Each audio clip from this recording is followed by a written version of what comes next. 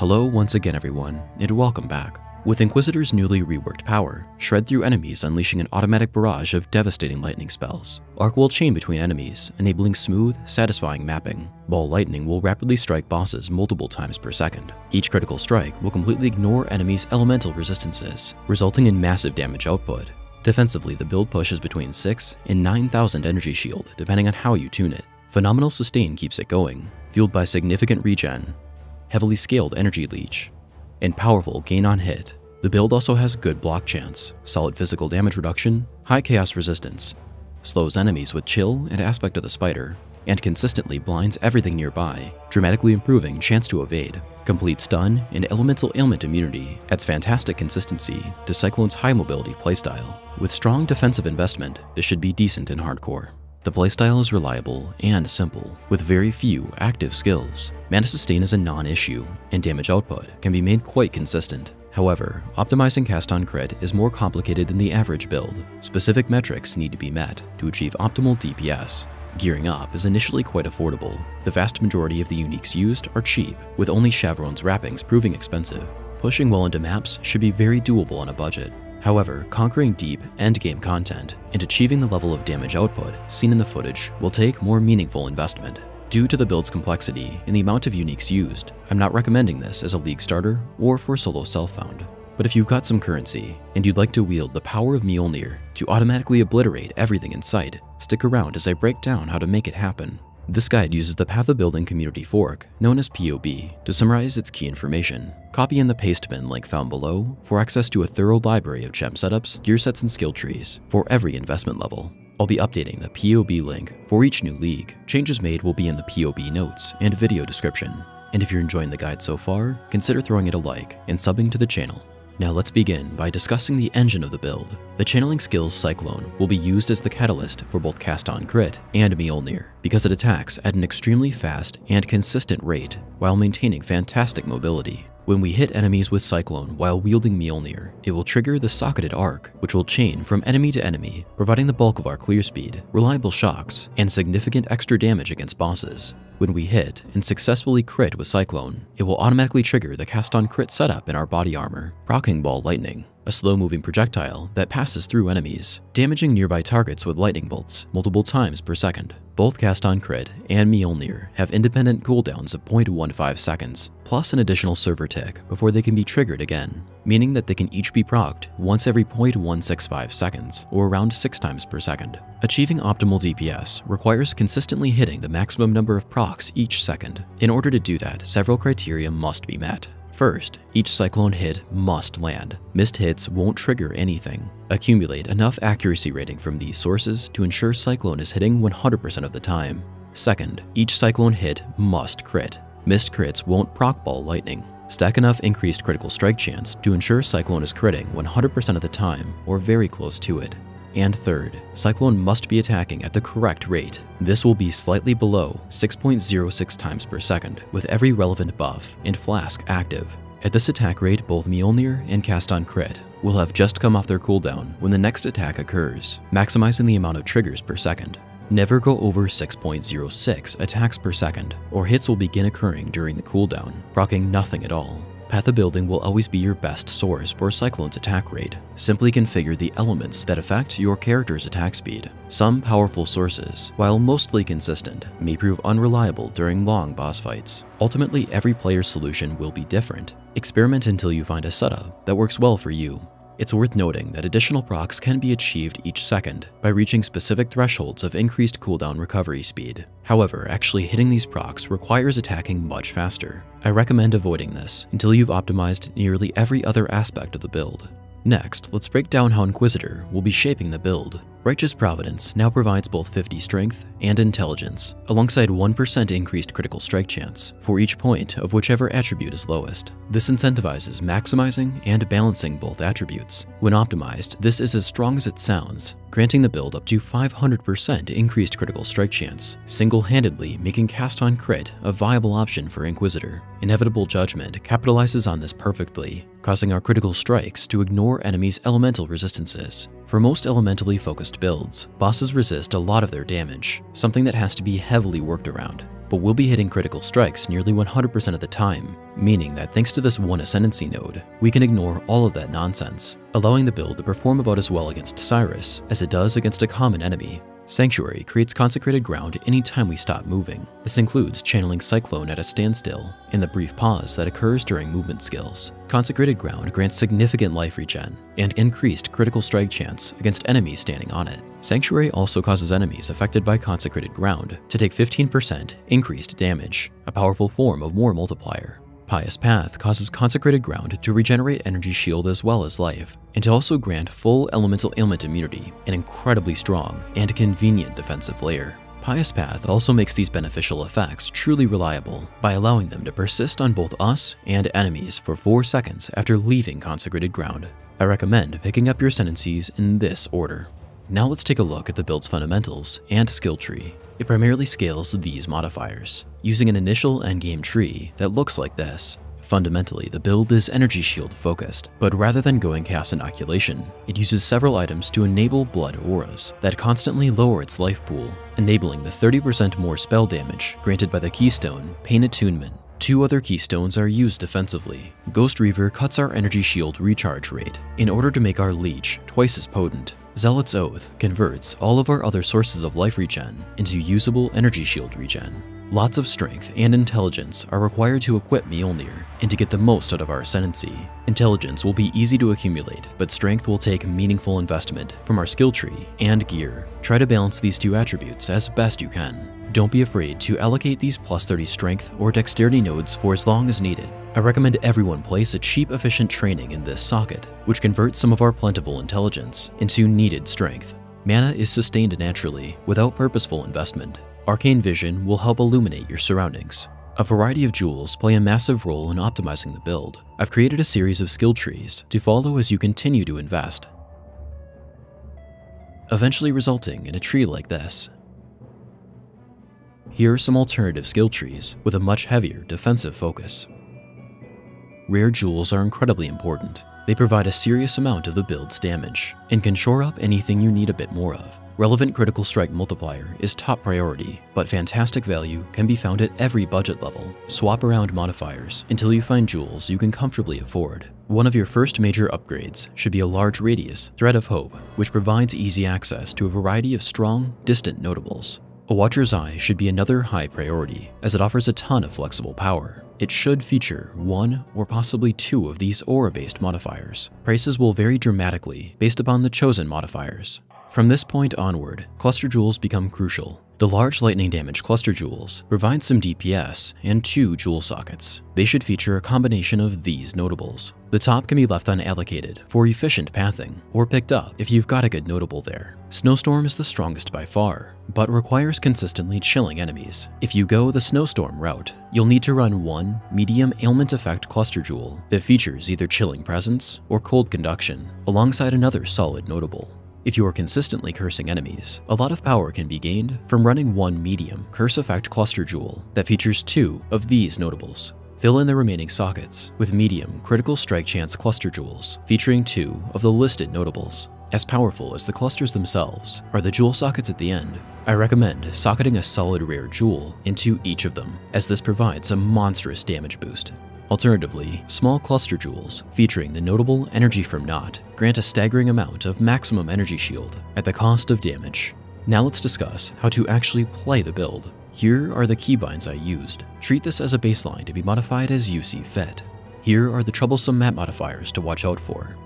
During general gameplay, always keep Flesh and Stone locked in sand. Maintain consistent flask uptime, especially your diamond flask. During active combat, stay constantly on the move and try to continuously deal damage. This mitigates more damage than you might expect and keeps our many sources of recovery online. During intense encounters, avoid doubling back too quickly to avoid on-death effects and delayed attacks. And if you need damage or fast recovery, don't hesitate to use your Vol skills.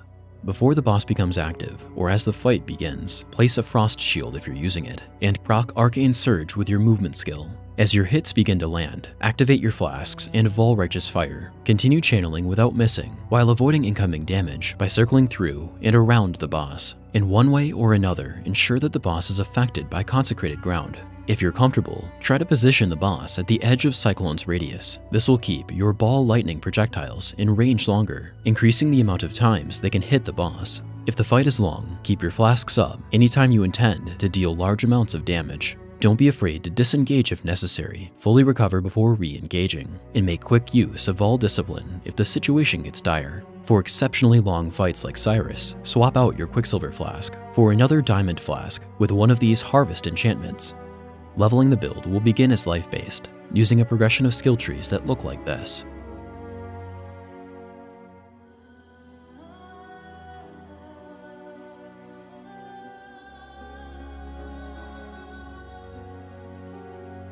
Here are the leveling uniques I recommend running, and the flasks you should be using. Here's a full progression of leveling gem setups that can be modified as you see fit. Converting to cast on crit happens when you want it to. While possible at level 38, I recommend waiting until most of our core endgame gear can be equipped. As you approach mapping, I recommend converting to low life as soon as you have the required items. If you aren't ready and need to farm additional currency, you can start running early content while still life-based.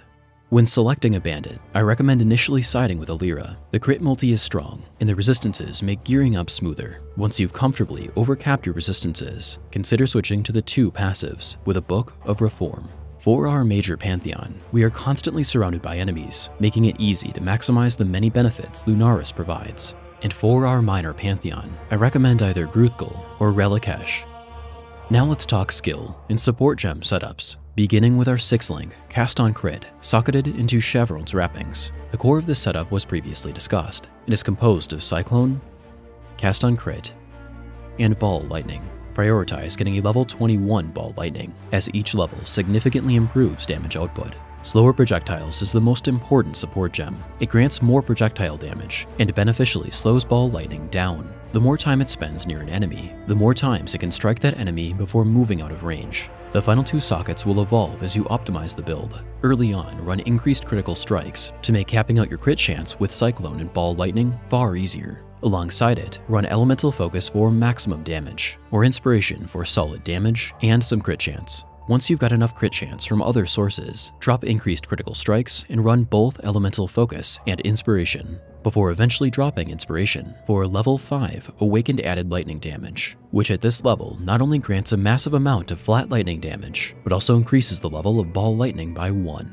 Finally, for those min-maxing, consider an Awakened Elemental Focus for more damage, a Divergent Cyclone for more movement speed, a 2120 Standard or Divergent Ball Lightning, and if you can comfortably accumulate the needed attack speed, an Awakened Cast on Crit. Next, our 3-link Arc, socketed into Mjolner. Prioritize getting a level 21 Arc, as this improves damage and grants an additional chain. We're not running Elemental Focus here, so Arc can inflict powerful shocks. Initially support Arc with added lightning damage and Controlled Destruction. Controlled Destruction doesn't remove Arc's chance to crit, it just lowers it a bit. Eventually replace added lightning damage with its awakened version, preferably at level 5, though any level will be an improvement. Next are Blood Auras, socketed into Prism Guardian. Wrath simply provides a significant damage boost.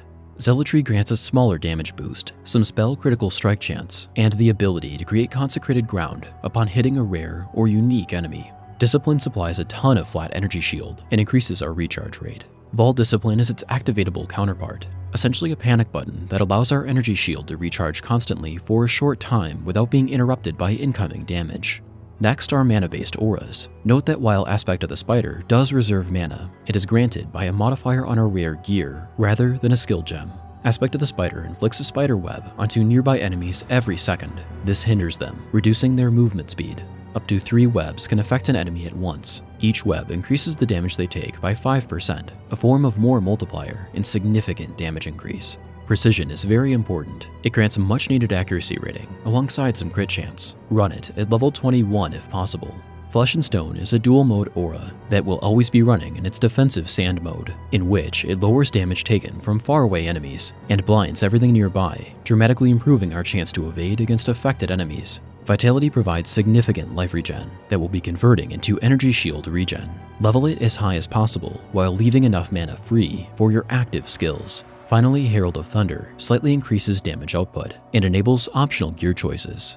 Next, our 4-link movement skill. I recommend running Dash or Flame Dash, linked to Arcane Surge and Second Wind. Arcane Surge is a buff that triggers when you spend mana on supported skills. Leave it at a low enough level that it will be triggered by a single dash or flame dash. Second Wind grants an additional maximum use and faster cooldown recovery speed. Consider its anomalous version, which provides 2 additional maximum uses. The final socket here is flexible. Consider Frost Shield, a fantastic area control spell that mitigates some damage during boss fights, or potentially Vol Grace for a strong burst of dodge chance when needed, or manually run Assassin's Mark here before you get it on a ring. Our final setup is a 2-link and 2 unlinked skills. The 2-link contains cast when damage taken, which will trigger a mortal call when its damage threshold is reached. For a short time, this will lower the elemental and physical damage we take. Leave cast when damage taken at a low level so it triggers often. Ensure that a mortal call's level requirement is equal to or less than that of cast when damage taken itself, or it won't be triggered. Alternatively, a max level cast when damage taken, linked to a max level steel skin, is a solid alternative.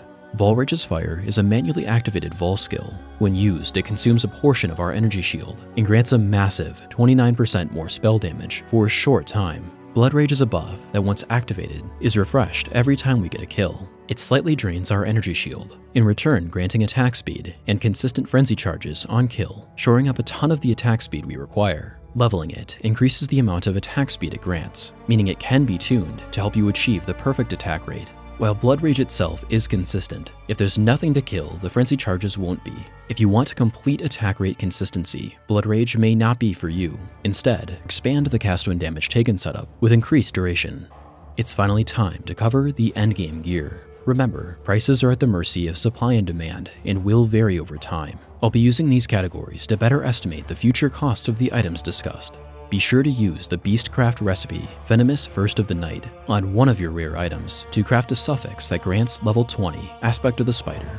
Let's begin with our moderately priced weapon, Mjolner, which triggers a lightning spell on melee hit with 100% increased spell damage, and grants Arc an additional chain. It has ridiculously high attribute requirements, which while cumbersome, mesh perfectly with Righteous Providence. Mjolnir's rolls are irrelevant to us, meaning various corruptions are the best way to optimize it. If affordable, try to secure one of these. Our shield is the cheap Prism Guardian, which provides needed dexterity and a ton of resistances. Auras socketed into it are granted additional levels, have dramatically reduced reservation, and reserve life rather than mana. Initially look for a good dexterity roll. Anyone with overcapped resistances can instead look for these corruptions. Our helmet is the cheap Crown of the Inward Eye, which grants both flat and percentage increased energy shield, alongside the exceedingly powerful Transfiguration of Soul, which weaponizes our increases to maximum energy shield. Here are the best helmet enchantments available. These may prove expensive on Crown of the Inward Eye, but are worthwhile if you have the currency. Our body armor is Chevron's Wrappings, which is moderately expensive unlinked, and expensive when fully linked. It grants fantastic energy shield, some lightning resistance, and most notably allows us to run low life without instantly dying by preventing chaos damage from bypassing our energy shield. If you're low on currency, combine an unlinked Chevron's Wrappings with the cheap Prophecy Jeweler's Touch for an instant 5-link. Or if you have more exalts than God, consider these powerful corruptions. Our gloves are the cheap Shaper's Touch, which grant an absolute ton of accuracy rating and increased energy shield that scale off of our attributes. Once again, rolls are unimportant. Instead, look for corruptions like these. I heavily recommend the base critical strike chance to attacks, which makes capping Cyclone's crit chance far easier. Alternatively, if you can arduously stack enough accuracy rating elsewhere, the cheap Algor Mortis can sap enemies and significantly increases the lightning damage they take, but require that you manually create chilling ground on a boss's location. For boots, we have a few options. Initially consider a cheap, well-rolled Syntrack, which provide incredible value but lack resistances. Once you've secured Aspect of the Spider, consider running the moderately priced Venomous Spinnerets, which provide solid energy shield, resistances, and movement speed, while increasing the potency of Aspect of the Spider and granting serious energy shield gain for each enemy hit that is affected by a spider's web. This normally expensive modifier adds up quickly, dramatically improving our sustain. Alternatively, you can run a flexible rare, focused on movement speed, resistances, and energy shield, alongside any of the listed expensive modifiers you can comfortably afford. Enchant your choice of boots with adds lightning damage if you haven't killed recently, a solid DPS increase during many boss fights. Our amulet is the cheap Presence of Chayula, the perfect fit for low life. It grants extremely convenient stun immunity, a massive amount of chaos resistance, and converts a chunk of our mostly useless life into usable energy shield. Use Fertile Catalyst to increase the amount of life that gets converted. Anoint your Presence of Chayula with one of these. I heavily recommend Utmost Might, as it provides a massive amount of strength, but if you can source enough strength elsewhere, No Witnesses provides access to Elusive. Adjacent Animosity beneficially slows down Ball Lightning, and Command of Steel, Heartseeker, and Mark the Prey grant a lot of damage. Our rings are flexible rares, ideally featuring a Moonstone, Resistance, or Diamond base. Get as much maximum energy shield, resistances, and strength as possible. One of the rings should also feature the expensive modifier Trigger Assassin's Mark when you hit a rare or unique enemy, which makes cursing enemies far more reliable. However, this modifier can be avoided if you're willing to mark enemies manually. Alternatively, if you can comfortably run it, consider a cheap, well-rolled Circle of Regret.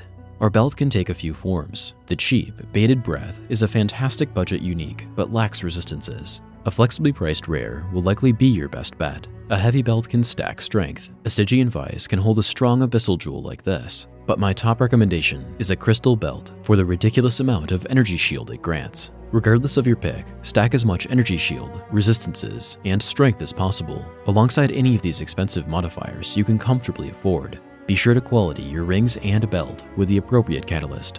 With that, we've arrived at the flasks. Fully quality your selections. First, a cheap Quicksilver flask grants valuable speed. Look for an additional movement speed suffix, alongside a prefix of either increased effect or duration. Second, a cheap diamond flask like this, which significantly improves our effective critical strike chance by making our critical strike chance lucky, essentially causing the game to roll twice to see if we've crit, before taking the best result. Look for a curse immunity suffix, alongside a prefix of increased maximum charges or duration. I recommend having a second diamond flask on hand that can replace your Quicksilver flask for extremely long boss fights, ideally featuring one of the listed harvest enchantments. Third, a cheap, well-rolled Rumi's Concoction, a strong, invaluable source of block, spell block, and physical damage reduction. Fourth, a cheap Itsiri's Promise, which offers a nice damage boost and some chaos res. Only the elemental as extra chaos roll matters to us. Or consider a moderately priced Dying Sun, which grants some area of effect and causes Ball Lightning to fire 2 additional projectiles. These projectiles will not shotgun single targets. They merely increase the total area covered, improving consistency. Our final flask is flexible. Initially run either a silver flask for more movement and attack speed, or a sulfur flask for damage and consecrated ground on demand. Look for a bleed immunity suffix and a chance to gain a charge when you deal a critical strike prefix. Eventually, if you secure a Corrupted Blood immunity implicit on a unique or rare jewel and run the Minor Soul Relic hash, you can consider dropping bleed immunity. At that time, consider the expensive Cinder Swallow, which grants Onslaught, significant energy shield recovery on kill, and a Veiled modifier. Look for the crit chance or life regen. Finally, the extremely expensive Bottled Faith is beyond best in slot and can replace any other unique flask. It creates triple radius consecrated ground, makes capping our crit chance very easy, and improves damage output significantly. It's just obnoxiously good.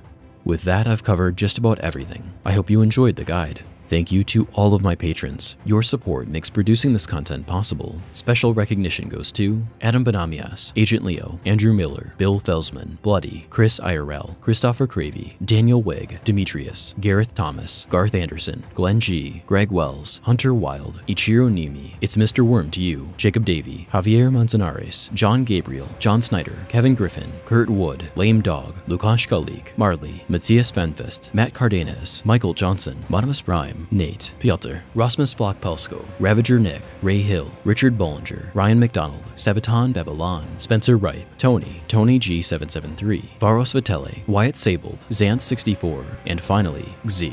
An additional thank you to Monimus Prime for the assistance. If you'd like to support the channel, receive a credit, or join our Discord, consider checking out the Patreon link below. If you enjoyed the guide, consider throwing it a like and subbing to the channel. As always, I've been Esero, and I will see you guys in the next one.